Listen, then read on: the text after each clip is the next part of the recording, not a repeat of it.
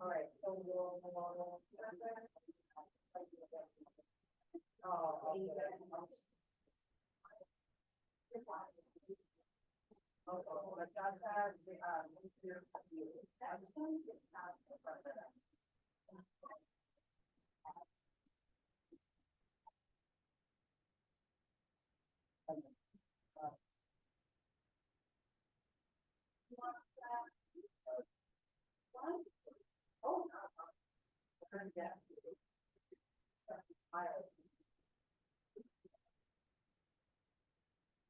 All right, and also give it to their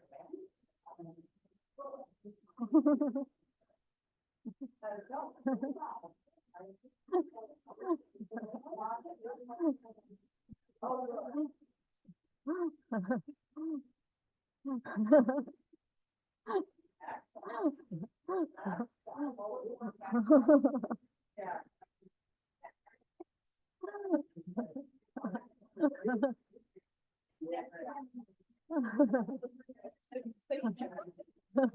It's not.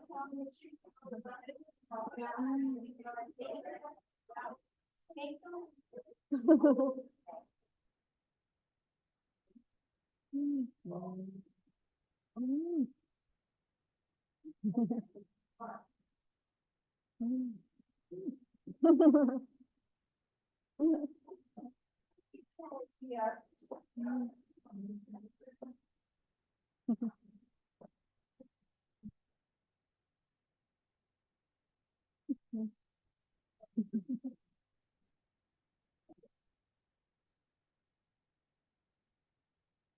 I don't think I know.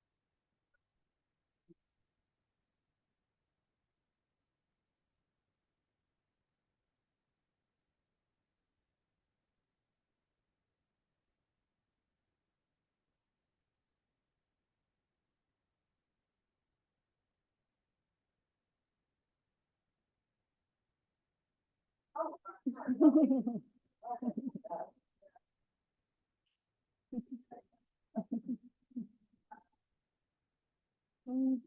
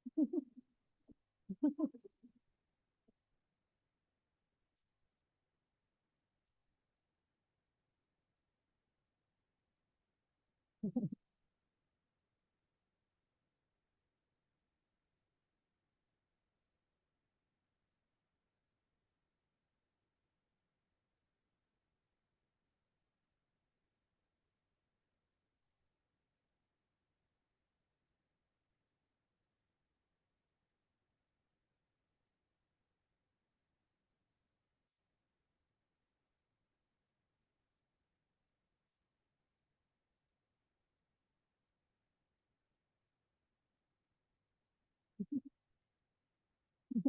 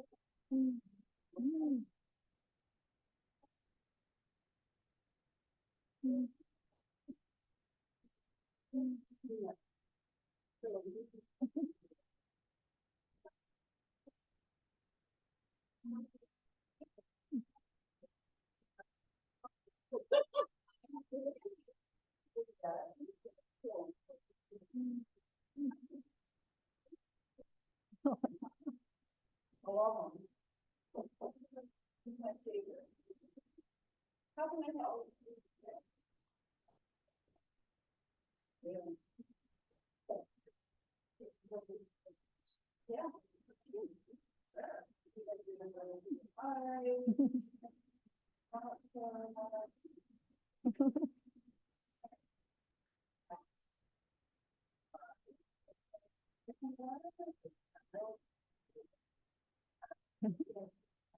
Yeah.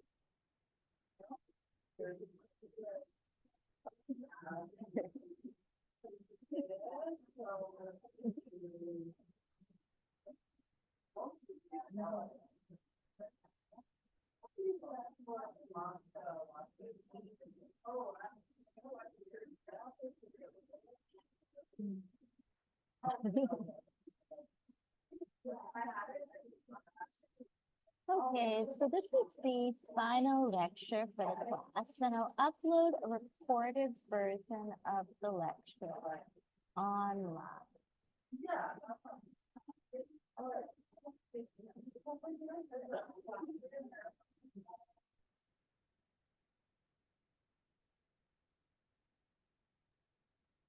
So the lecture is titled Skin Deep, Spectatorship and the Politics of Identity. And I'll make reference to this article by Danielle, Dirks, Carolyn Heldman, and Emma Zack about crime, race, gender, and spectatorship. And the article is called She's White and She's Hot, so She Can't Be Guilty. Female Criminality, Female Spectatorship, and White Protectionism. So I'll begin with this clip about women and violence.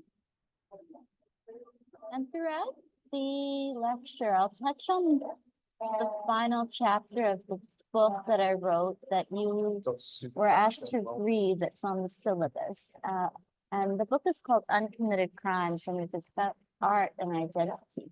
So the lecture will discuss the relationship between visual images, aesthetics, crime, deviance, and innocence.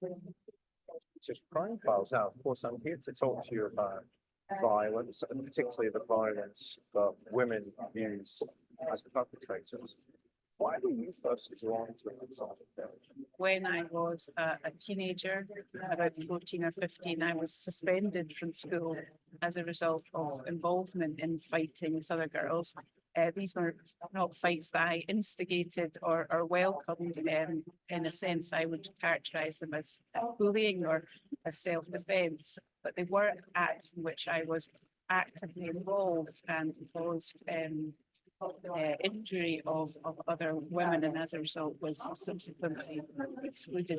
What are the stereotypes that are currently used when we think about women, girls and women who are violent? What will the media use as a stereotypical display? Well, one of the main ones is the mad, not bad. So because violence is very much associated in the popular imagination, but also in terms of academic explanations with masculinity, particular forms of masculinity. When a woman is violent, she's sort of transgressing that understanding. So she's transgressing what we understand to be typical feminine behaviour. So we need to try and make sense of that in some way. So thinking of women as mad, not bad, kind of explains away that violent behaviour, because it means that she's not really there's something wrong with her. Another common explanation would be to look at women's status of victims, particularly in relation to domestic abuse. So those are two of the stereotypes, and both of those stereotypes, women as sort of mad, not bad, and women as victims, reinforce some of our common sense understandings about femininity. When women can't be explained by recourse to those stereotypes, then they tend to be depicted as sort of evil, depraved, monstrous, other, or perhaps masculinized. How would you prefer that we explain violence committed by women and girls? I think one of the frustrations is that we seem to be unable to accept that women can and do commit violence for some of the very same reasons as men. And the young women that I've interviewed sometimes engage in violence because it's fun, because it allows them to gain status in the group, or they use it instrumentally because they want to rob somebody to fund a drug habit, for example. So women can use violence and do use violence for rational means, but there's a tendency to sort of deny women's agency and therefore their responsibility for their offending. A woman who does commit a violent offence, either at the low level or at the extreme levels that we might be interested in, how should they be punished? And should that punishment be different from how men who commit those crimes are punished? The criminal justice system generally, but the prison system in particular, is essentially set up to deal with the problem of men. And that means that when women find themselves within that system, it's a system that isn't designed to meet their distinctive needs. One example would be that the sheer number of male prisons compared to female prisons mean that when a woman is sentenced to custody, she's far more likely to be sent far away from her home, and therefore much less likely to get access to family visits, because it just becomes more difficult. She is most often, as you've said, the primary caregiver, so she may lose custody of her children as a result of being sentenced. And also her housing tenancies quite often in her name rather than her partner, so she often loses her house as well. So she has very little to go back to after that sentence. You would be bullied if you ever were to meet them. What would you say? I don't think I want to speak to them, to be honest. In a sense, I have made peace with what happened, and I don't blame them for what happened. In terms of what I understand, the limited amount of information I have about the circumstances of their life at the time, and the more that I know as a result of my work about the experiences of people that engage in that behaviour, it makes sense to me. I don't sort of need any kind of resolution, so I probably would prefer not to speak to them if possible. Dr. Susan Batchelor from Glasgow University, thank you very much for joining me on Crime Files. Thanks.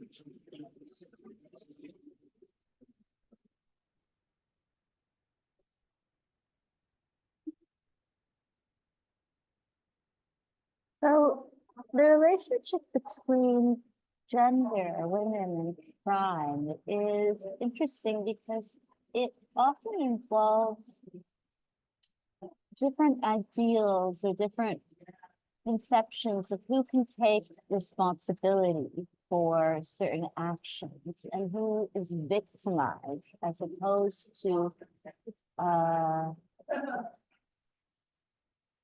someone who enacts violence against others. And one of the things that researchers have found is that when women, and specifically white heterosexual women in the global north commit crimes, they are often seen to be victims of male violence. So one of the most prominent examples in Canadian history is the case of Carla Homolka. And Nervise Phillips has written an interesting essay about Carla Homolka, whiteness and ethnicity. And Phillips is also, the essay that Phillips wrote looks at the ways that Homolka as a white woman is often imagined to be innocent and the victim of domestic violence and male violence, which then caused her to commit crimes with Paul Bernardo. However, this kind of trope of the innocent white woman who is forced to commit crimes often involves a refusal to understand that white women have always historically committed crimes, and that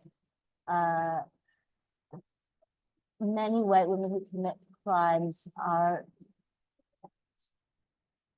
not images of innocence and kind of ahistorical classless innocence, but are obviously implicated in a certain history of class relations, poverty, and power. So this trope of female innocence is really dangerous because it often involves justifying crimes that women commit and would perhaps commit themselves without them. So the first point I'll discuss is seeing believing. So this study by Dirks, Heldman, and Zack focuses on similarly situated white women who have been arrested and had their mugshots put on display on another popular website in order to examine the gender and racialized nature of penal spectatorship.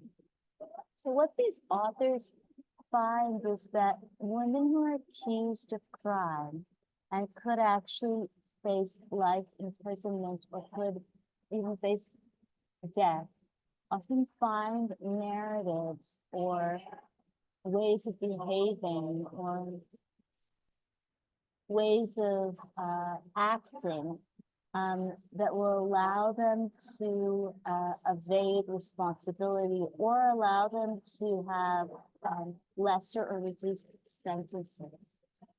And so playing on these tropes of white femininity and heterosexual femininity of Christianity allows women who commit crime to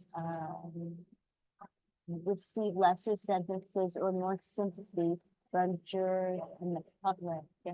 And so this kind of trope of the white woman as victim rather than aggressor or perpetrator is what these authors would argue, and what many authors would argue explains the gap in incarceration rates and in severe penalties against crimes committed by white women as opposed to Indigenous, Black, and racialized women. We examined the gendered and racialized nature of penal spectatorship using a content analysis of comments posted below images of 5 white women featured on mugshots.com. So the point that these authors are making is that not that someone can just look a certain way and evade the law, but that being aware that one can construct a narrative of innocence and victimization, and also construct an image of oneself as being useful for future nation building and the future workforce is often one of the ways that white women who commit crime or who are accused of committing crime evade punishment. So this site, mugshots.com, involves photos of people who are accused of crime. And what the authors find is that if those who are accused of crime are young white women, then the mainstream public often does not want to believe that they are guilty. This is also, I think, about biopolitics and the expectation that white cisgender Christian women are going to have children to reproduce a future citizens. Scholars such as Laval and Gracie use white protectionism to describe the ways in which white people engage in intricate protection to defend white people against claims of racist wrongdoing, perceived by whites as one of the most damaging personal claims in the post-civil rights era of colorblindness. Laval's interviews with older Southern whites revealed the rejection, diversion, and rationalization techniques they used in excusing whites' maintenance of Jim Crow segregation. She found that these strategies worked to further notions of white virtuousness and Black deficiency in the light of the dehumanizing acts these whites were engaged in. Similarly, Gracie outlines a theory of rescuance, a mechanism involving a set of discursive strategies to avoid directly criticizing whites as racialized actors for white supremacy and racism. One primary dimension of white protectionism, then we argue, involves whites saving certain fallen whites from damaging portrayals or designations that would negatively impact the vaulted status of whiteness as a racial category. So the sense of protectionism in extreme situations involves protecting people who are accused of committing crime. So Laval interviewed older Southern white people and who revealed the rejection, diversion, and rationalization techniques they used in excusing whites' maintenance of Jim Crow segregation. She found that these strategies worked to further notions of white virtuousness and Black deficiency in the light of the dehumanizing acts these whites were engaged in.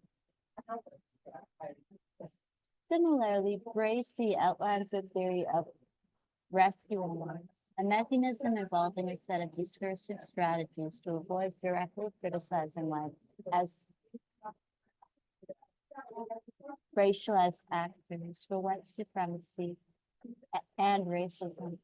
One primary dimension of white protectionism, then we argue, involves whites saving certain fallen whites from damaging portrayals or designations that would negatively impact the vaulted status of whiteness as a racial category. So this vaulted status of whiteness is upheld in different institutions of disciplinary power, including the educational institution or academic industrial complex and the prison industrial complex. This theory of rescuing whites is a mechanism involving a set of discursive strategies to avoid directly critiquing white people as racialized actors for white supremacy and racism. One primary dimension of white protectionism then involves white people saving certain fallen whites from damaging portrayals or designations that would negatively impact the vaulted status of whiteness. Oh, I already spoke it. So, sorry. The point is that when women criminally offend, they are said to offend not only the law, but also gendered norms and gender norms of white femininity. So these kind of discursive tropes about niceness and innocence and white femininity and white masculinity as being rational and white femininity as being ladylike are upheld in order to protect people from culpability, even in cases of crime.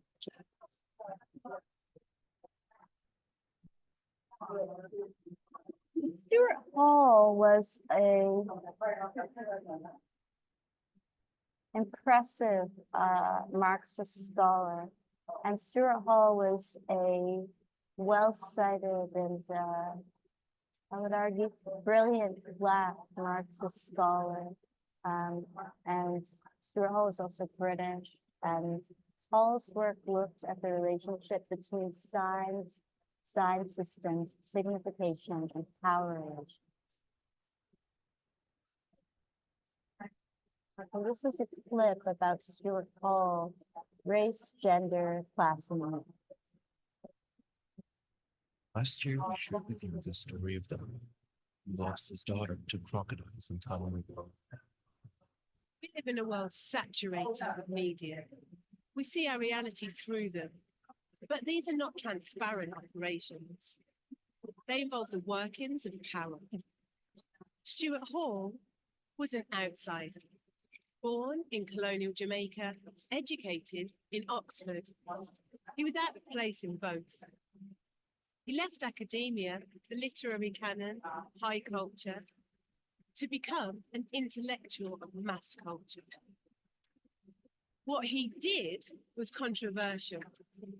He was looking at the power of mainstream media in representing race, gender, class, ethnicity, religion. Paul said those discourses are not innocent, that hidden in mass media is ideology. The media theorist's job is to find that ideology, expose it, critique it. The media's racialization of crime, the patriarchal narratives on gender, the othering of immigrants, Muslims, poor. The media are active agents in this process.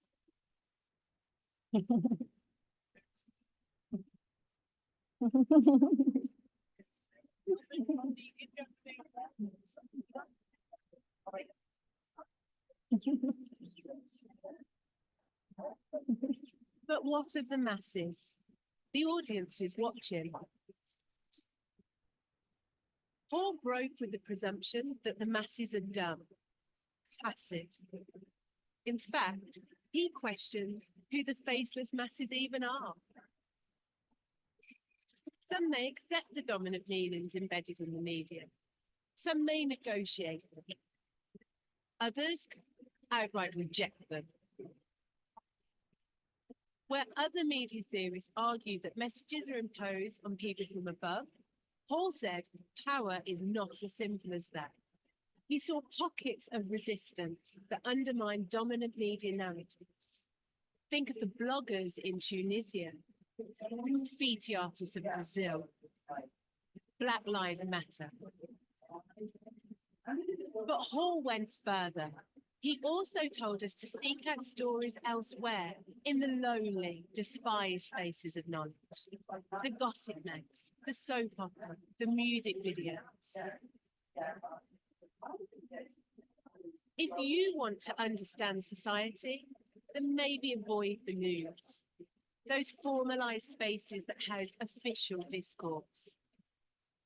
Find different stories, different perspectives, different realities.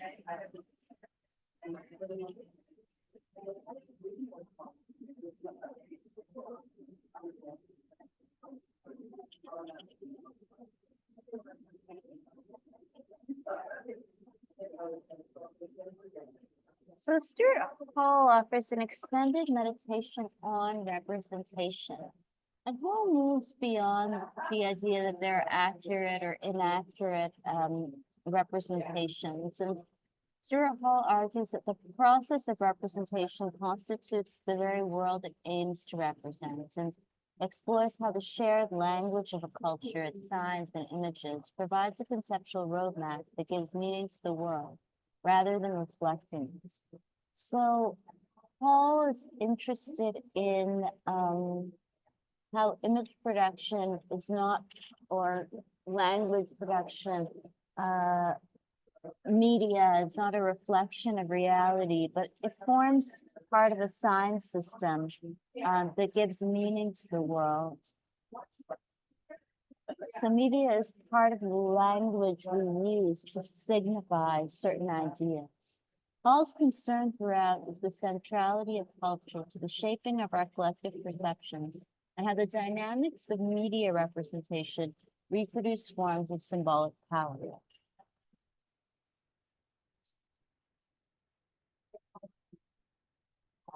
So this is a clip. It's the trailer for a film called The Stuart Hall Project, directed by John Ackham.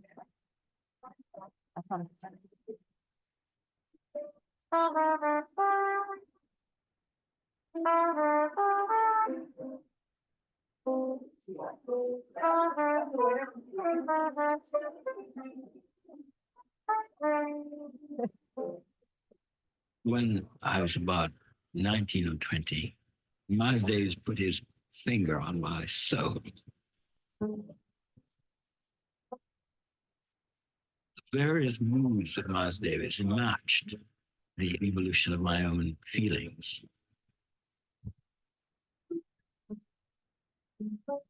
There continued to be a regret for the loss of a life which I might have lived but didn't live.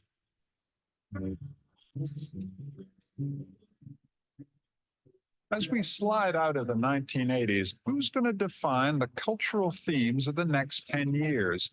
No one on the British left thinks harder about this question than Stuart Hall. Tell me, why have they all come to this country? Not long ago, you were bombing Kosovo. Now, this is a long-term result of that situation. But I don't know how you could describe the people as bogus. Accommodation and adjustment between blacks and whites is on the agenda. When I ask anybody where they're from, I expect nowadays to be told an extremely long story. But I think identity is an endless, ever unfinished conversation.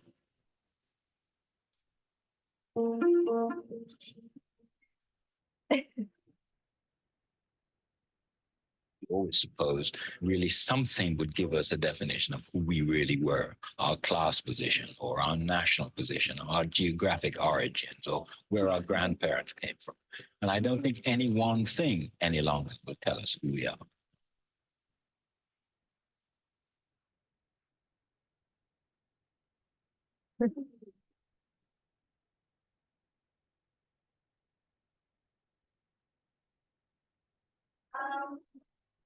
So Stuart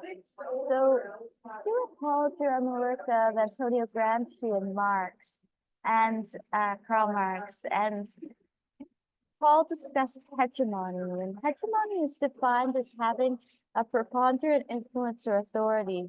Though the definition is short, it is important. Hegemony is defined as preponderant or dominant influence. The important thing that we want to tease out of this definition is that something is hegemonic if it has more influence or power than other possibilities. Hegemony then gives us a more complex way of talking about something. You are probably already familiar with Marx's notion of ideology. So ideology refers to what we do without knowing what we are doing. So the famous Marxist maxim is they do not know what they are doing, and yet they are doing it. And Marx is interested in the idea of false consciousness. And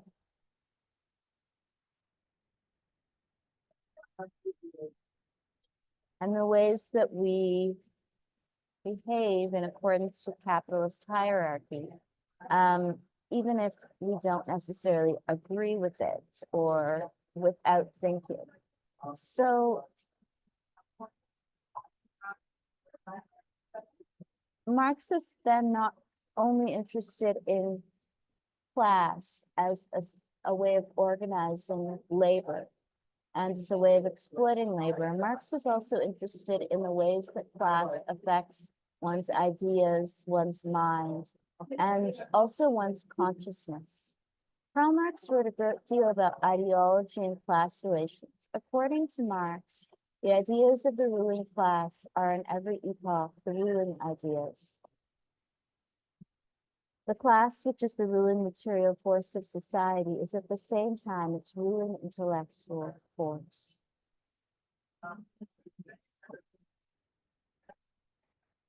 So who we trust or who we believe is a matter of ideology. So the quote is actually, they do not know it, but they are doing it. And it is from Marx. And it's been cited several times, including in the work of Slavoj Žižek. Social relations are no longer transparent. And this becomes a problem of another sort of misrecognition or false recognition or false consciousness associated with Marx. His infamous definition of ideology from capital is they do not know it, but they are doing it. So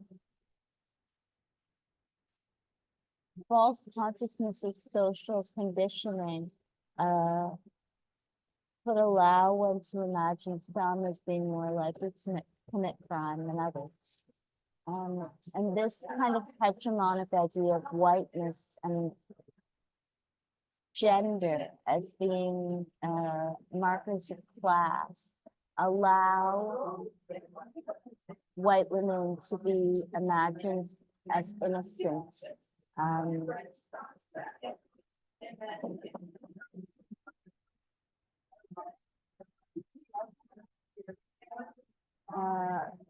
And also as incapable of being responsible for the crimes they commit. So Marx's approach clearly defines ideology as something that is oppressive and can only be escaped through the dialectics of capitalism. The idea of ideology in Marxism then doesn't acknowledge or give much credence to the existence of other cultures or ideologies. The idea of hegemony does. Rather than a single ruling ideology, the idea of hegemony recognizes that there are many possible cultures that vary by time and circumstance. This idea of hegemony allows us to see ideology as acting. It opens the door for us to see cultures in conflict, vying for position and influence. So subordination is a principal method through which dominant groups solicit the subordinates' cooperation by co-opting their lived experiences. So the subordination of the white working class in these categories of gender, femininity, and within industries that often lead to crime or are illegal, such as the drug trade, sex work, and other high-risk industries, is perhaps the utmost form of subordination.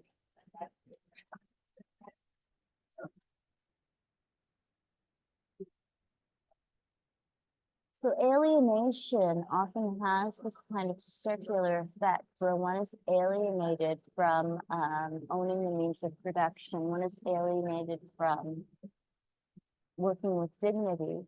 But the escape from alienation involves being hot and white and not guilty. So in order to kind of escape the alienation of poverty that has perhaps led to crime, women, and specifically young white women, try to mobilize social capital and symbolic capital, which allows them to evade the law, but does nothing to obviously address the class structure. So Pierre Bourdieu was a sociologist, and Bourdieu was interested in cultural capital and how cultural capital serves as a form of non-financial capital. So no matter how much how much money you earn and how much money you save, cultural capital will always involve a certain class identity. So if you speak with an accent, if you wear certain clothing, cultural capital involves non-financial assets. And one of the problems that Bourdieu has, and Pierre Bourdieu was extremely critical of the class structure. He was a French sociologist who was really worried about the ways that class will always be a really obscene, or always involved in obscene set of power relations. And Bourdieu was interested in the ways that social class will always reproduce itself, irrespective of how much education one has, money, how much money one saves, because of things like cultural and symbolic capital. So knowing what to wear to be taken seriously or to be thought of as perfection is part of cultural capital. It's one form of cultural. So because the oppressed must work and have much of their existence within organizations and structures controlled by the elite, they must adapt to the expectations and ideas of the hegemonic culture. One of the chief methods that cultural studies uses to understand culture is semiotics. Semiotics is simply the study of signs or words. When semiotics is applied to cultural generally, semiotics is a way of understanding culture as if it were language.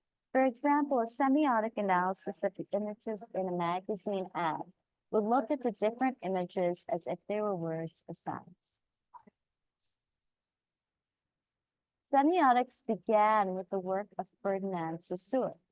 Saussure argued that language is a system of signs in which all terms are interrelated and achieve their value only from the simultaneous presence of all other terms. The most defining feature of a sign, then, is its opposition to other signs. Linguistic elements are given meaning through their structural relations. Ultimately, then, signs themselves are not important, for it is the relationships among the signs that creates and limits meaning.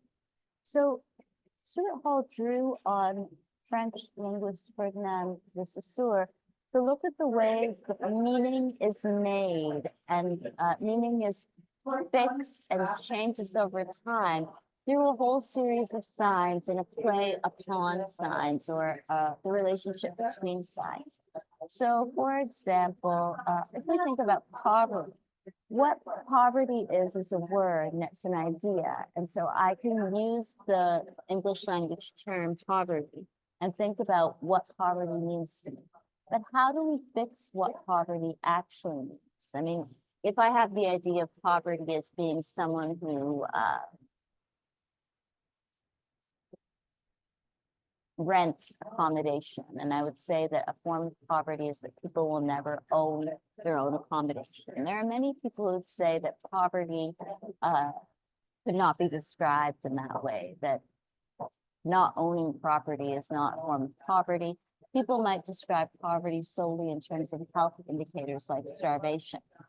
So how does a society fix meaning? And Hall argued that societies often work by this constant contest or conflict over meaning. And meaning is often fixed by politics, by political leadership, and meaning is in its most extreme even fixed by war or conflict.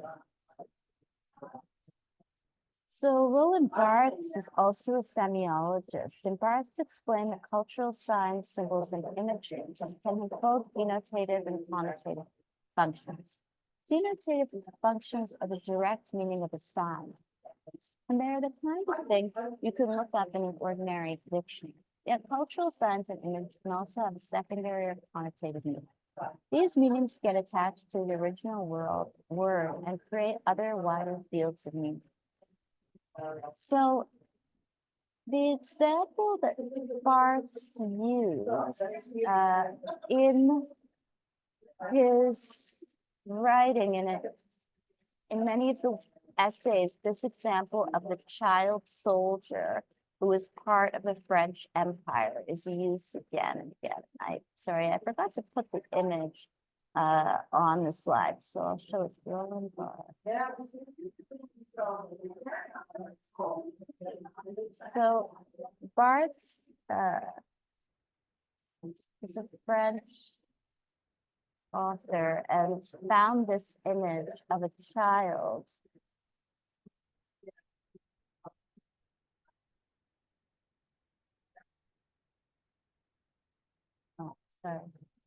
of a child soldier and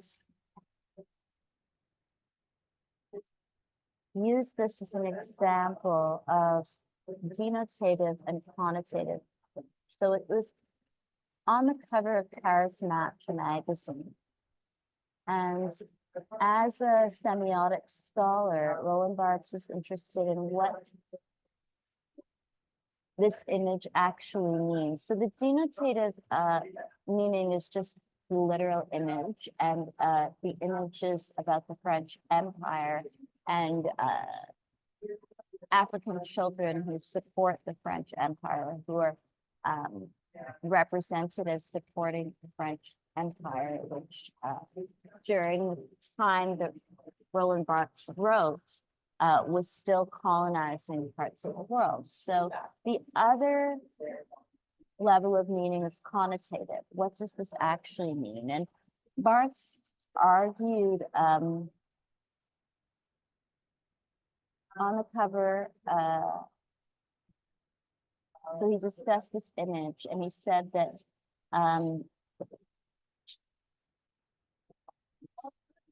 I see very well what it signifies to me, that France is a great empire, that all her sons, without any color discrimination, faithfully serve under her flag. And there is no better answer to the detractors of alleged colonialism than the zeal shown. And so Barthes argued that the actual literal meaning of patriotism is depicted, but what patriotism connotes is really that anyone can be patriotic. And this kind of nationalism is used to mask racism in French, and also used to mask the inherent racism of French colonialism and empire. So systems of connotation can link ideological messages to more primary denotative meanings. In cultural oppression, then, the dominant group represents the subjugated in such a way that negative connotative meanings and myths are produced. This kind of complex layering of ideological meaning is why members of a disenfranchised group can simultaneously be proud and ashamed of their heritage. As an example, think about the Black office colleagues to whom Dubois referred. They can be proud of being Black, but at the same time feel that an image is too Black. So again, this is about the connotative and denotative meanings behind an image and behind certain terms. So Hall sees representation as an act of reconstruction rather than a reflection. Almost every image in a technologically advanced society is created for a reason, writes Hall, with some other or larger purpose in mind. There is then the surface appearance or denotative meaning of the image, but there is also a deeper myth-like connotation there as well. So Hall understands representation as part of a larger discourse, a larger way of speaking about things. So a discourse is a group of statements or a way of speaking about things in general. And so images function as part of dominant discourse, or they function as part of counter discourse.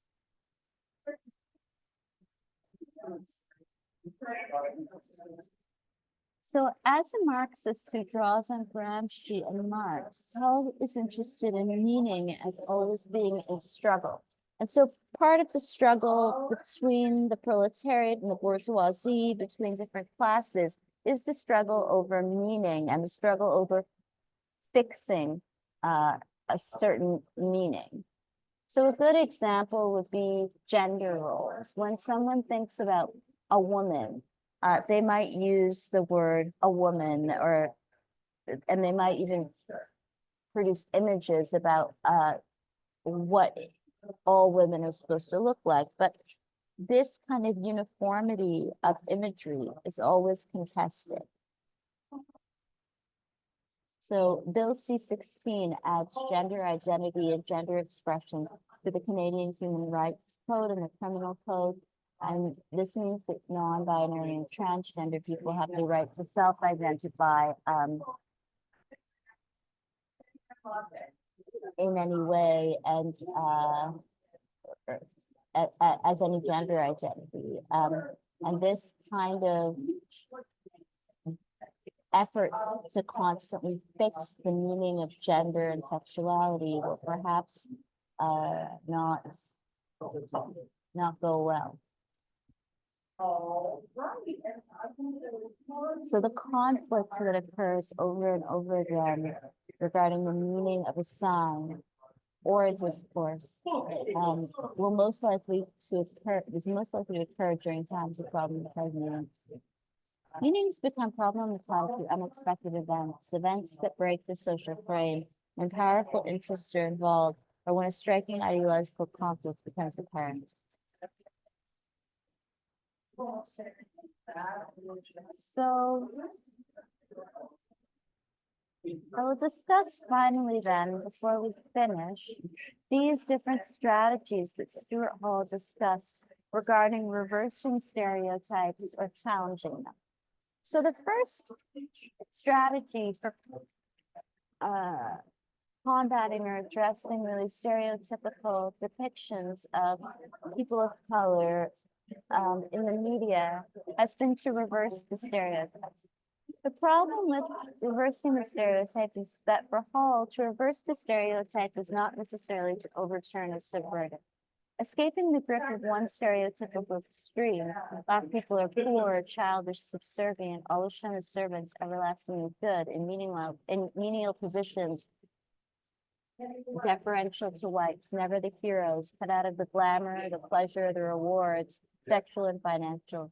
They simply mean being trapped in a stereotypical other. Blacks are motivated by money, love bossing like people around, perpetrate violence and crime as effectively as the next person, are bad, walk off with the goodies, indulge in drugs, crime, and promiscuous sex. So this kind of binary thinking is perhaps still with us. And so the problem with reversing these stereotypes is you end up creating positives out of negatives, but you don't reframe the questions themselves. So the second strategy for contesting the racialized regime of representation is the attempt to substitute a range of positive images of Black people, Black life, and Black culture for negative imagery, which continues to dominate popular representation. This approach has the advantage of writing a balance. So slogans like Black is beautiful constructed this kind of positive imagery in order to counter histories of racial and class antagonism.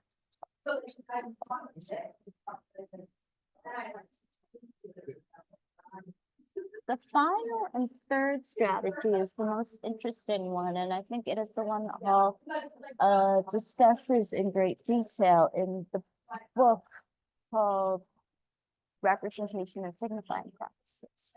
So the third strategy locates itself within the complexities and ambivalences of representation itself and tries to contest it from within. It is more concerned with the forms of racial representation than with introducing new content. It accepts and works with the shifting, unstable category of meaning and enters, as it were, into a struggle over representation, while acknowledging that since meanings can never be finally fixed, there can never be any final victories. Instead of avoiding the Black body because it has been so caught up in the complexities of power and subordination within representation, this third strategy takes the body as a principal site of its representational strategies, attempting to make the stereotypes work on and against themselves. Instead of avoiding Deja's trade opened up by the viewing of race, gender, and sexuality, it deliberately contests the dominant gendered and sexual definitions of racial difference by working on Black sexuality. So this is one of the most compelling sets of ideas, and it echoes the same as Jose Menaz's book, Queers of Color and the Politics of Resistance. Disidentification, Queers of Color and the Politics of Resistance. That rather than wholly assimilating to these ideals or trying to distance oneself from society, many queer people of color find a way to balance their lives. Many queer people of color who are written about in Jose Menaz's book work on and against the dominant culture in order to introduce new content that is political and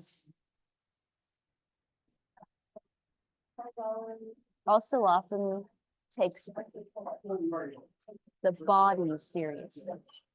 So I'll finish with this quote by Bell Hooks. I read in history class that white slave owners, men, women, children, punished enslaved people for looking. So literacy and the consumption of artistic work and ideas have always been fought over historically. Historically, the only people who could own property in Canada were white, middle-class Christian men. And this was also who had the right to vote. So this has obviously changed over time. And it is interesting to think, though, that many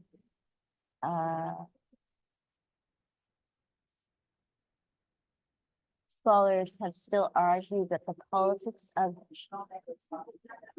the racialized gaze, much like the male gaze, remains the same or remains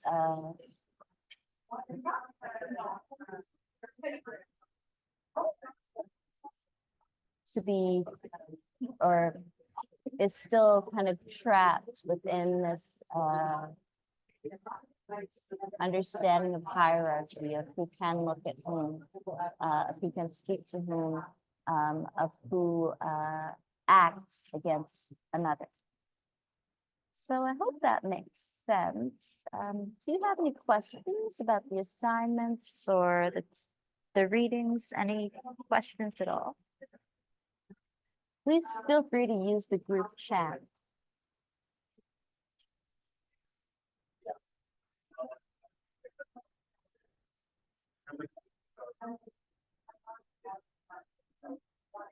Okay, we'll finish a bit early today then. This is the last class and I'll post the recording online.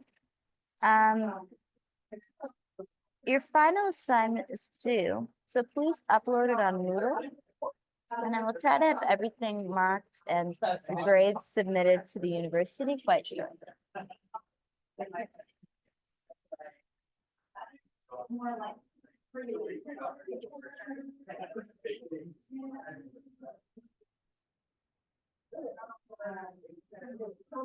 Okay, thank you very much for your time. I really appreciate your participation in the class, and I hope to meet you again in future classes at the University of Prince Edward Island online. Thanks.